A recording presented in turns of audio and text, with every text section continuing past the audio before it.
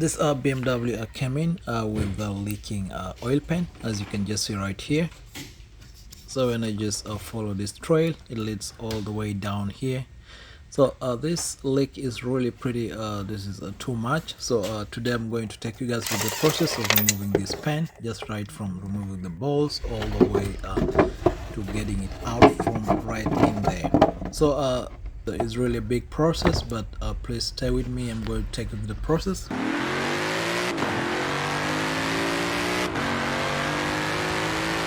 To the channel today, we're going to work on BMW. It's an F30, but the main thing we're going to work with is this N20 engine.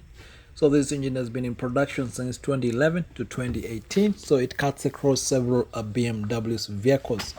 So today we're going, the main reason why we're doing this oil pan replacement is because of this huge leak. So the customer came in, he complained that the car kept leaking all the time, especially on the driveway.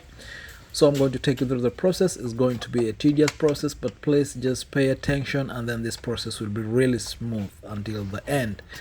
So first things first, when you come on top of the car, what you do, you remove this engine cover.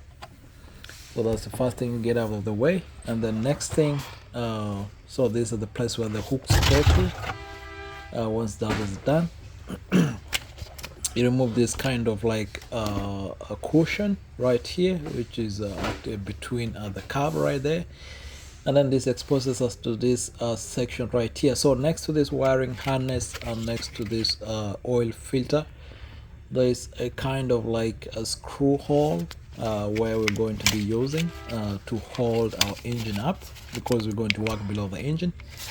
And most of the work we're going to do below there, that means the engine is not going to get support from below. So we're going to use something like a towing eye.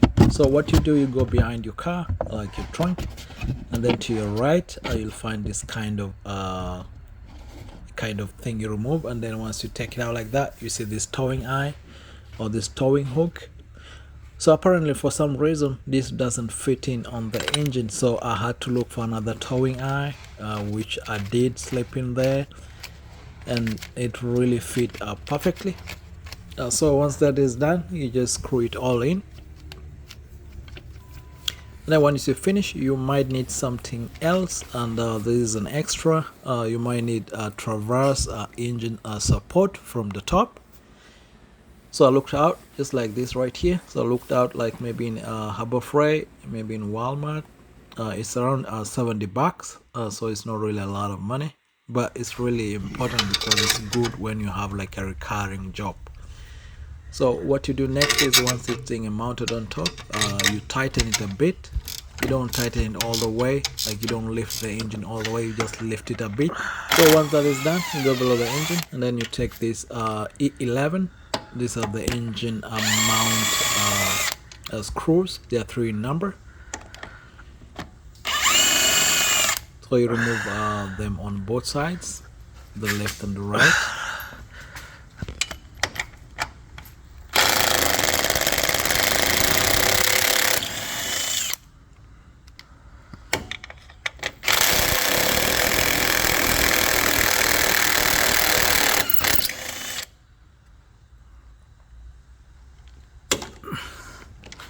So another thing to pay attention, the reason why we're removing all this is so that we can get this lower bracket to a lower bit, and to give us enough space to start working on the pan. So on the right side, on the driver side, we have this kind of mounting bracket which is blocking our way to access some bolts. So first thing, we have to remove this 16mm, which is just on top right here, on the top of the engine mount. And then once that is done, we can get out this engine mount out of the way, and then we can get out the bracket out. And then something important I want to point, there's this kind of transmission lines running from the transmission all the way to the radiator. So they're being held by two E8 millimeters. And then I have to point out something. When you're doing this procedure, you really need to push your E8 in, because it gave me like a bit of time. Like, it just gave me a lot of hard work to just put it in there so that to be able to open it up. So once that's out of the way, once you come on the top, you remove this air duct going to the throttle body. The whole idea is I just wanted to have an access where I can just like remove the engine mount from the top, the 16mm. I just needed something which can give me access from the top, like without like straining from below. So once I remove this thing from here,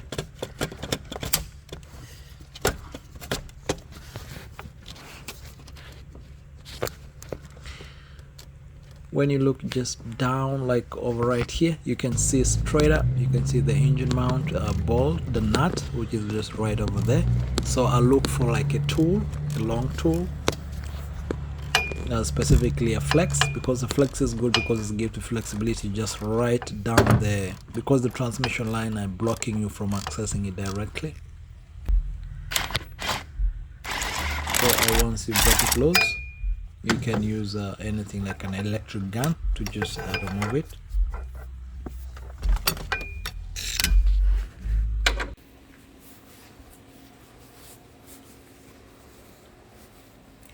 So once this is out of the way, what next is we lift our engine. And lifting our engine means that we lift it up from the center right there.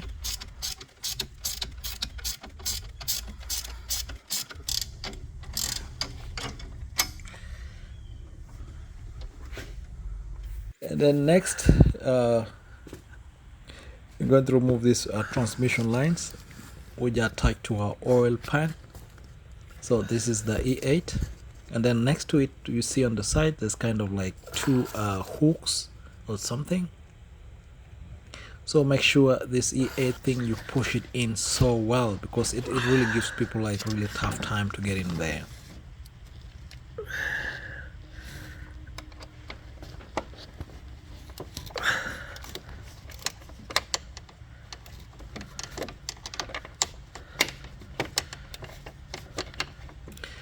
Once you're done with one side, you do the same procedure on the other side, which is going to be on the inner part.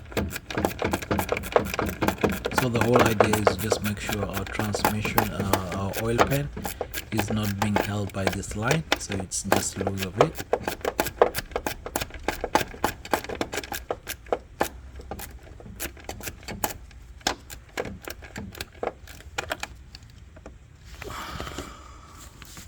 So finally, this thing should be out of the way.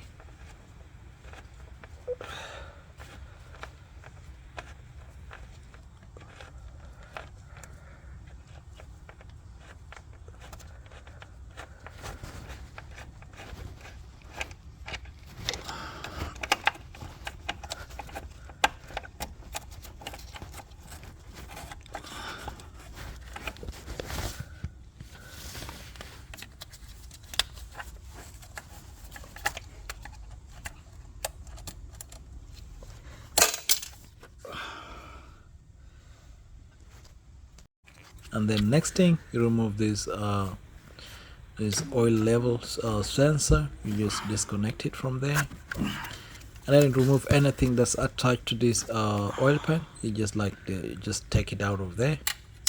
You can just use a flat Phillips.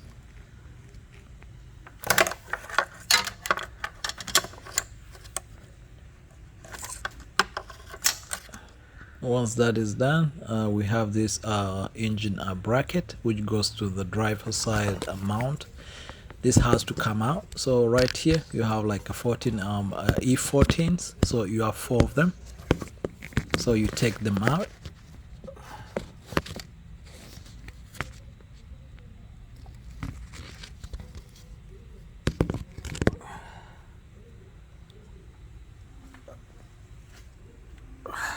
So something quick I would like to point, when I was removing my E14, the mounts, I had to take out this plate on the side, which is being held by 3 plastic 10 millimeter nuts. So once you take the bracket, just gives you enough space to wiggle around and at least to remove the 4 bolts on the engine mount bracket.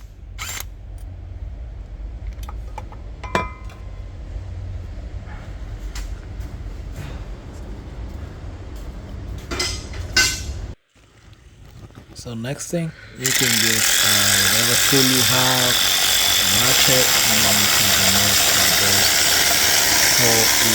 4E14.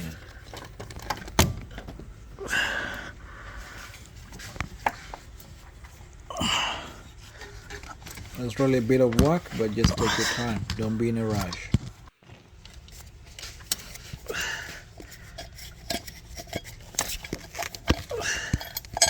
So I like to find something really quick.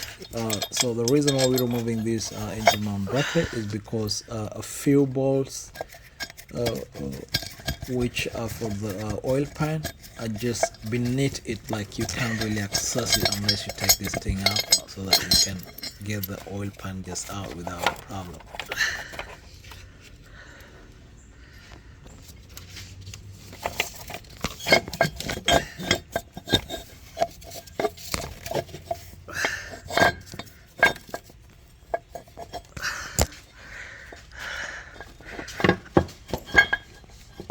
So once that is done, once this thing moves out of the way, we just take out this engine mount out of this place, and then right where the engine mount comes out from, there's enough space for us to get access to the bolts. But remember, for ease of access, it's always good to just push the engine mount on the side, or you can take it out entirely.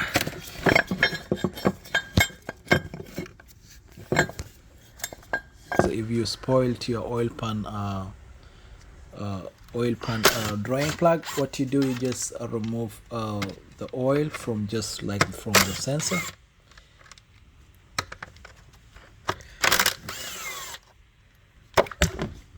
Of course, this process is going to be because we're going to replace the whole oil pan, so that means the new one is going to come with a good drain plug.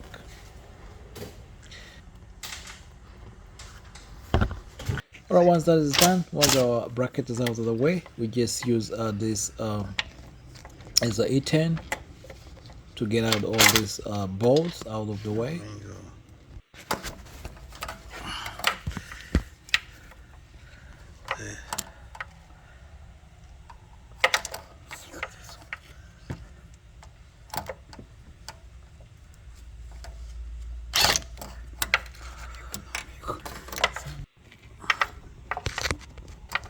So you take your time. It's going to be like for a bit. You just move all around, and then don't forget the rear bolts, which are going to be just next to the transmission bell housing. Just make sure you get everything out of the way. So these are the bolts I was talking about, so just get them out of the way. And then something really quick I have to point out, once that is done, you have to remove this kind of lining, which is going to be between the transmission and the oil pan. So it's just supported by 3 10mm bolts. So once that is done, once all the bolts are out, you just take maybe like a flat Phillips, and then you just kind of like pry this oil pan down.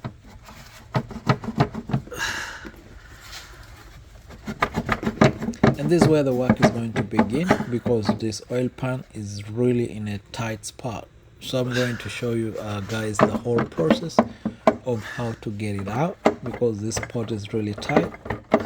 So this is what I was talking to you earlier on, that we have to remove out this kind of like a bracket. It's not really a bracket, it's a cover. So you take out this 3 10mm out of the way, and then this kind of thing comes out. So this thing is going to give us enough space to remove this oil pan. But make sure that before this procedure begins complete, you have to drop down the lower frame. I'm just going to take you through step by step. So right here, the oil pan is out. It's just dropped, but it's not yet out. So So we're going to use is an E18, we're going to use a E16, and then we're going to use a regular 18 millimeter bolt. So the 18 regular is going to be for the two bolts that are going to be behind the wheel, like right here, the ones I'm removing. And then the E16 is removed for the ones which are in the middle, and then in the front two E16 can remove them at times, or you can use an E18. Another important thing to point out when you're doing this procedure of lowering this frame, make sure you have like a support, a kind of like a lift, maybe a jack or something. So next we're going to use this E12. So the E12, we're going to remove this steering rack. So we're going to disconnect it from this lower bracket. So on the other side of this steering rack is 16 millimeters. So it's a nut. So you make sure you use something to hold it up before you open it.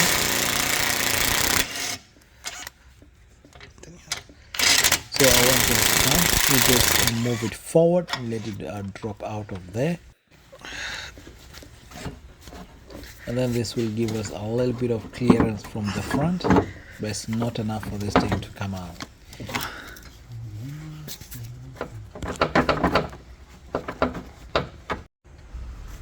So last, we're going to remove this 13 millimeter bolt holding this bracket to the front. So one is on the left and then one is going to be on the right.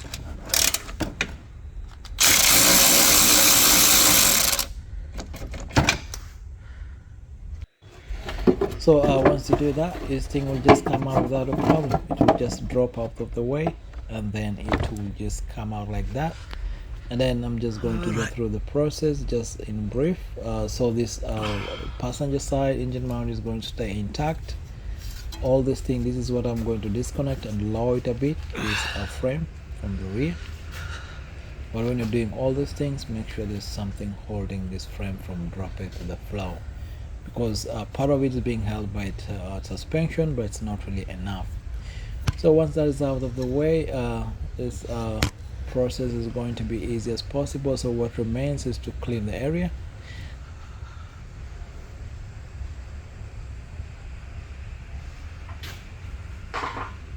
So once this thing came out, I just seen some particles in here, and then this looks like a timing chain guide. So for whatever reason, maybe this thing is just wearing out. So I guess we have to replace that when I'm just before I put in the new oil pan. So it's really important to pay attention also to the oil pan, whatever you see in there, like what I'm seeing here. This is the shiny golden stream of particles. So this really says a lot about what's happening in the engine. So next time I think I have to shorten use the right kind of oil on this engine. At the same time I have to pay attention to the oil change interval. So next thing, you have to clean all the area next to the oil pan, clean everything, make sure it's really clean, so that when we put in the new oil thing, it's going to be nice and it's going to just fit in there. Alright, thank you for watching the video, and I hope this has been helpful as you replace your oil pan. And once all this process is done, you make sure you run the engine to make sure there's no problem with it. Alright, hope to see you in the next video. Please like and subscribe.